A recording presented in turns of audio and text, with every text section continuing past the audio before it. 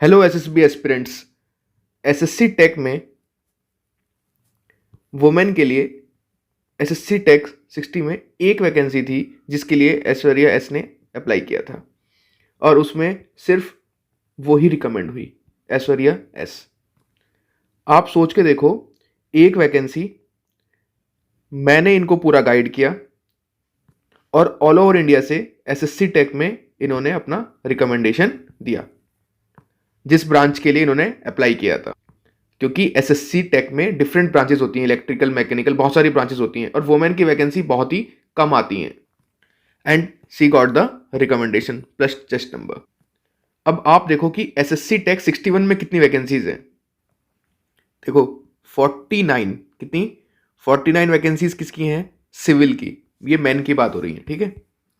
42 computer science. But women की देखो कितनी वैकेंसीज हैं। देखो कितनी, 3 वैकेंसी सिविल की, कंप्यूटर साइंस की सिर्फ 5। तो आपको एक बात तो समझ में आ गई होगी, क्या? कि में अगर आपको एक वैकेंसी है और आप जाके एसएसबी देते हो तो भी इतना करेज होना चाहिए कि आप रिकमेंडेशन दे दो। वो करेज कहाँ से आएगा? वो कॉन्फिडेंस कहाँ से आएगा? वो कॉन्फिडेंस आएगा आपको आपकी रॉ नॉलेज से। रॉ नॉलेज का क्या मतलब होता है वो मैं आपको बताऊंगा जब मैं आपको एसएसबी की तैयारी कराऊंगा। अगर आपकी रॉ नॉलेज अच्छी नहीं है तो रिकमेंडेशन नहीं होगा। सारा खेल इस रॉ नॉलेज का है।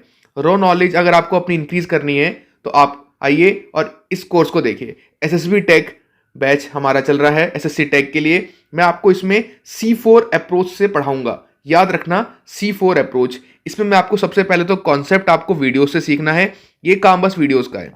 उसके बाद कनेक्ट करना, कंसोलिडेट करना, कॉन्कर करना, ये मैं आपको पर्सनल सिखाऊंगा सब कुछ। ये भी सब कुछ पर्सनल है, बस यहाँ आपको वीडियो देखनी है। बट वीडियो देखने के बाद आपको एक कॉन्सेप्ट क्लियर हो जाएगा। उसके बाद उसको कनेक्ट करना अपनी लाइफ से, आपकी पर्सनल एटीट्यूड से, और फिर उसको कंसोलिडेट करना फॉर एसएसबी, अपनी पर्सनैलिटी को। याद रखना, हर इंसान में पर्सनैलिटी होती है, हर इंसान में एक OLQ क्वालिटीज होती है, बट वो सारी की सारी क्या होती हैं? वो सारी छुपी हुई होती हैं। उसको निकालना, उसको दिखाना प्रेशर में, that is the main OLQ। Main OLQ क्या होती है? प्रेशर में अपनी क्वालिटीज दिखाना। अब आपको कोई ये बोले कि कल आपका एग्जाम है तो आप कैसे बिहेव करोगे, और अगर आपको किसी दूसरे को गाइड करना है कि कल उसका एग्जाम है तो आप कैसे गाइड करोगे, दोनों अप्रोच बहुत डिफरेंट होंगी। क्यों? क्योंकि यहां पे आप खुद प्रेशर में हो, कल आपका एग्जाम है, और यहां पे आपका एग्जाम नहीं, आप दूसरे को समझा रहे हो। OLQ क्या होती है? OLQ होती है ऑफिसर लाइक क्वालिटी। वो क्वालिटी जो प्रेशर सिचुएशन में और नॉर्मल सिचुएशन में दोनों टाइम पे सेम तरीके से बिहेव कर पाए। जो आप नॉर्मल में बहुत कूल रह के अच्छे सॉल्यूशंस दोगे ना, वही सॉल्यूशंस आपको प्रेशर में खुद भी एग्जीक्यूट करने हैं। वो सब मैं आपको सिखाऊंगा। That is called understanding.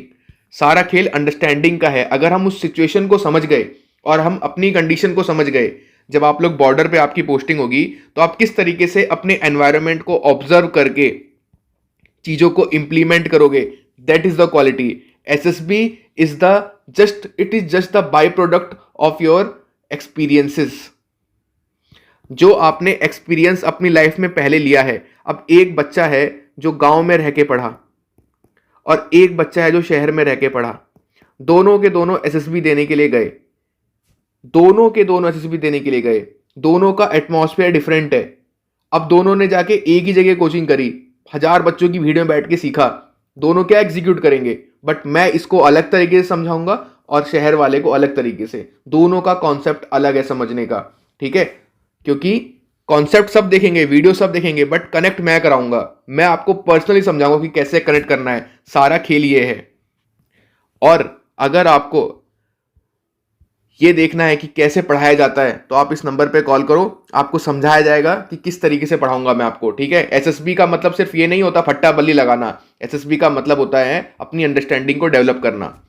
तो कॉन्सेप्ट के लिए पहले मैं आपको 30 टाइप वाइज SRT सिखाऊंगा। सबसे पहले एक एक्सीडेंट को लेंगे हम और एक्सीडेंट के डिफरेंट डोमेन्स को देखेंगे कि हर सिचुएशन में किस तरीके से आपको रिएक्ट करना होता है। और याद रखना, 2 वर्ड होते हैं, एक का वर्ड होता है रिएक्ट और एक वर्ड होता है रेस्पॉन्ड। अब आप लोगों का ये काम है रिएक्ट और रेस्पॉन्ड में डिफरेंस बताना। अगर आप लोग रिएक्ट और रेस्पॉन्ड में डिफरेंस बता सकते हो ना, तो आप एसएसबी में रिकमेंड हो सकते हो। सब कुछ आपको समझाया जाएगा, ठीक है। फॉरेस्ट की डिफरेंट एसआरटीज, रोड की, एनसीसी में डिफरेंट की एसआरटीज हो सकती हैं। मैंने क्या करा है, सबको, सारी एसआरटीज को डिफरेंट सेक्शंस में डिवाइड कर दिया है, टोटल 30 सेक्शंस में। अगर आपको लॉटरी है ना, तो लॉटरी में आपको डिफरेंट टाइप की सिचुएशन दी जाएगी कि अगर आपकी लॉटरी लगी तो आप उस लॉटरी के पैसे को किस तरीके से यूज में लेके आओगे। आपको कोई प्रॉपर्टी नहीं खरीदनी है, बस उस पैसे का यूज करना है। और डिफरेंट लॉटरीज के बारे में क्वेश्चंस होंगे। डिफरेंट कन्फ्रंटेशन होगी। कन्फ्रंटेशन का क्या मतलब हो गया कि आप अकेले हो, आपके सामने 4 लोग लड़ने आ गए। आप अकेले हो, आपके सामने एक बंदा लड़ने आया।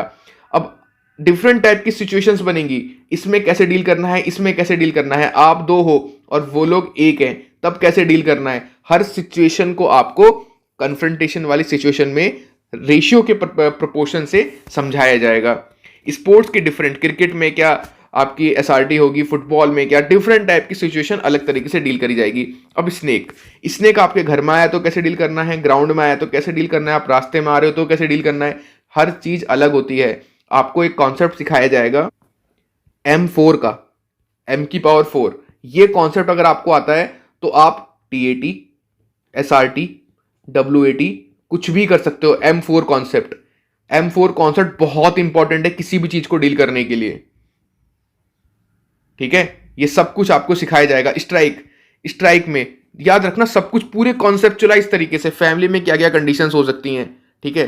हर टाइप की, क्या आपकी बहन की शादी के लिए आपके घर वाले फोर्स कर रहे हैं बट आपकी बहन पढ़ना चाहती है तो आप क्या करोगे। हर टाइप की सिचुएशन यहाँ पे दी जाएगी। आर्मी में कितने टाइप की सिचुएशन हो सकती है। आपका बॉस आपको एक ऑर्डर दे रहा है, एक आपका दूसरा बॉस है, ये इसका बॉस है, ये आपका बॉस है, ये भी आपको ऑर्डर दे रहा है। दोनों के दोनों ऑर्डर जो हैं वो कॉन्फ्लिक्टिंग है, तो आप किसको फॉलो करोगे। सब कुछ सिखाया जाएगा आपको कैसे डील करना है। PIQ का मतलब है कि आपका चेहरा। साइकोलॉजिस्ट सिर्फ आपको आपके PIQ से और आपके साइकोलॉजिकल डोजियर से जानता है। आपका उसने चेहरा नहीं देखा हुआ, वो बस ये देखेगा और एक इमेजिन करेगा कि आप कैसे हो। तो ये वो सही इमेजिन करे, उसके लिए मैं आपको PIQ भरना सिखाऊंगा। बच्चे PIQ हमेशा गलत भरते हैं, नहीं तो आप मेरे को अपना PIQ भेजना, मैं आपको बताऊंगा आपने क्या गलती करी है। सेल्फ डिस्क्रिप्शन क्या है, अमृत। ये अमृत है। अमृत क्यों है, क्योंकि सेल्फ डिस्क्रिप्शन एक ऐसी चीज होती है जिसमें इंसान अपने बारे में खुद बताता है कि वो अपने बारे में क्या सोचता है, उसके पेरेंट्स उसके बारे में क्या सोचते हैं, उसके दोस्त उसके बारे में क्या सोचते हैं, उसके टीचर्स उसके बारे में क्या सोचते हैं। और फिर इन सब चीज़ों को पढ़ के साइकोलॉजिस्ट बताएगा कि वो उसके बारे में क्या सोचता है। कॉन्ग्रुएंसी नाम की चीज़ मैं आपको सिखाऊंगा इसमें, ठीक है। डिफरेंट टाइप के क्या इक्वेशंस होती हैं, कैसे टेस्ट होता है इसका, कैसे इसमें परफॉर्म करना है अच्छे से। सोशल फैक्टर क्या होता है, लीडरशिप फैक्टर क्या होता है, इन डायनामिक फैक्टर क्या होता है, इंटेलेक्चुअल फैक्टर। SSB इन चारों का जोड़ होता है। ये OLQ, सारी OLQ सिर्फ इन 4 फैक्टर्स में आती हैं। सब कुछ डिटेल में बताऊंगा। जोहारी विंडो कॉन्सेप्ट सुना होगा ना, सिखाऊंगा मैं, ठीक है। TAT, थीमेटिक और परसेप्शन टेस्ट। लोग तो इसको एप्रिसिएशन बोलते हैं। पहले तो उनको ये सिखाओ कि भैया क्या बोल रहे हैं ये देखो पहले, ठीक है। साइकोलॉजी में अगर सब कुछ चेक हो रहा है ना, तो ये मानो ये आपका TAT वाला पोर्शन है और ये नीचे वाला पोर्शन SRT WAT सब है। TAT आपका 90% वैल्यू रखता है और बच्चों को स्टोरी लिखनी आज तक नहीं आती। स्टोरी लिखना, कैसे स्टोरी लिखनी है कुछ नहीं पता बच्चों को, बस बना देंगे कि वो घूमने गए, मजे करे, ये करा, अपना किसी कंपटीशन के ऊपर स्टोरी बना देंगे। यार ऐसे काम नहीं चलता। SSB है वो साइकोलॉजिस्ट, जब तुम्हारी कॉपी पढ़ेगा ना, वो जब देखेगा सबको, यार क्या लिखा है, बीटेक करा हुआ बंदा है, बीटेक करके आ रहा है, क्या लिख रहा है ये, वही कंपटीशन की तैयारी कर रहा है, यार क्या है, क्या हो रहा है ये सब, क्या क्यों लोगों ने सबने स्टोरी का एक हवा बना रखा है कि ऐसे स्टोरी ऐसी लिखनी है। मैं सिखाऊंगा आपको कैसे स्टोरी लिखी जाती है, मैं सिखाऊंगा आपको। और स्टोरी लिखने के बाद ना आप खुद ही उसको एनालाइज कर लोगे। मैं आपको बताऊंगा किस तरीके से एनालाइज करा जाता है। फिर आपको सिर्फ और सिर्फ याद रखना कि जो क्वेश्चन, जो आंसर होंगे ना, इंटेलेक्चुअल फैक्टर में, सोशल फैक्टर में, लीडरशिप फैक्टर में, डायनामिक फैक्टर में, जो साइकोलॉजिस्ट खुद देखता है वो आप समझ जाओगे। और फिर मैं आपको 2 मॉडल स्टोरी दूंगा, जबकि इसके अलावा ये तो बस नॉर्मल 2 मॉडल स्टोरी हैं, बट मॉडल स्टोरी तो आप खुद बनाओगे जब मैं आपसे बात करूंगा, आपको समझाऊंगा, आपकी लाइफ से खुद एक्सपीरियंस लेके आपको ही इंप्लीमेंट करने के लिए बोलूंगा। तब आप समझोगे हाँ यार ये स्टोरी मेरी है, किसी के पास वो स्टोरी नहीं होगी, सिर्फ आपके पास होगी, ठीक है। तो ये हमारा, और उसके बाद wait, Modi trick, MODI, modify करके चीजों को सिखाऊंगा। याद रखना, इसमें M का मतलब क्या है, O का मतलब, D का मतलब, I मतलब, ये अगर आप सीख गए ना तो आपको समझ में आ जाएगा कि वैट कैसे लिखना है। 15 सेकंड मिलते हैं ना एक वैट के लिए, 60 वैट आते हैं, आपको 15 सेकंड नहीं मात्र 5 सेकंड लगेगी, क्योंकि वो भी लिखने के लिए, सोचने के लिए मात्र आपको 1 सेकंड। आपको वर्ड्स ऐसे सोचने का तरीका बताऊंगा ना, आपको समझ में आ जाएगा यार, भाई मजा आ गया। सारा खेल है मजे का। और मजा उस टाइम तक नहीं आता जब तक आपके अंदर कॉन्फिडेंस नहीं होता, और कॉन्फिडेंस आता है नॉलेज से। वो भी कौन सी नॉलेज? नॉलेज होनी चाहिए रॉ नॉलेज। रॉ नॉलेज का क्या मतलब है ना, जिस दिन आप वो समझ गए उस दिन आप रिकमेंड हो जाओगे। ठीक है, तो ये कोर्स है एसएसबी टेक वालों के लिए, जो एसएससी टेक के लिए जा रहे हैं। याद रखना, जल्दी से आओ, कोर्स को एनरोल करो और सीखना स्टार्ट कर दो अभी से। जितने भटके हो ना, कोई दिक्कत नहीं है। आपने अगर 5 जगह भी कोचिंग कर रखी है ना, कोई मैटर नहीं करता। आपने सब कुछ ये मानना, सब कुछ जीरो करके आना, यहां से कुछ सीख के नहीं आना। दिमाग से पूरा व्हाइट पेज लेकर आओ एक अपने दिमाग में, और मैं आपको एग्जैक्टली सिखाऊंगा होता क्या है। सब लोग मिसगाइड कर रहे हैं। एक व्हाइट पेज लेकर आओ अपने दिमाग के अंदर, मैं लिखूंगा जो उसमें, वो ध्यान रखना बस। अगर विश्वास नहीं है ना तो बस एक बार कोर्स लेके देखो, आपकी आंखें खुल जाएंगी।